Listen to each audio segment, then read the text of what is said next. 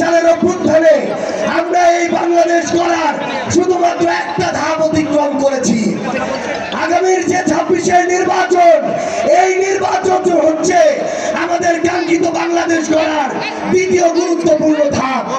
এই নির্বাচন নির্ধারণ করবে আমরা কি 26 থেকে পিছনের দিকে ফিরে যাব, নাকি আবার 26 থেকে অভ্যুত্থানের মতো সামনের দিকে বাংলাদেশ গড়ার লড়াইয়ের দিকে এগিয়ে যাব।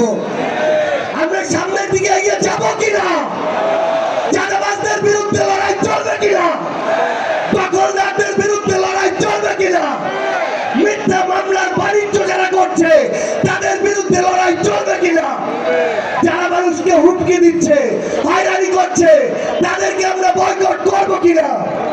সংগ্রামী ছাত্র জনতা, আমাদের এই লড়াই হচ্ছে আমাদের 24-এর লড়াইকে স্বয়ং সম্পূর্ণ করার লড়াই।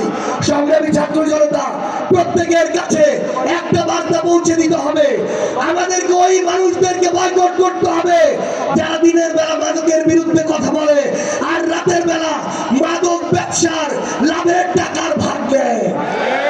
আমাদের ওই মানুষদেরকে রুখে দিতে হবে যে মানুষগুলো দিনের বেলা শিক্ষা প্রতিষ্ঠানের উন্নতির কথা বলে আর রাতের আধারে কোন শিক্ষা প্রতিষ্ঠানে নিজের দলের কোন চাটুকারকে সভাপতি সেক্রেটারি বানিয়ে শিক্ষা প্রতিষ্ঠানকে নষ্ট করবে সেই পরিকল্পনা করে। আমাদেরকে ওই মানুষদেরকে বয়কট করতে হবে যারা দিনের বেলা নির্বাচনের আগের 2 মাস জনদরদি হয়ে উঠে, নির্বাচনের পরে 4 বছর 10 মাস হারিকেন ধরাও খুঁজে পাওয়া যায় না।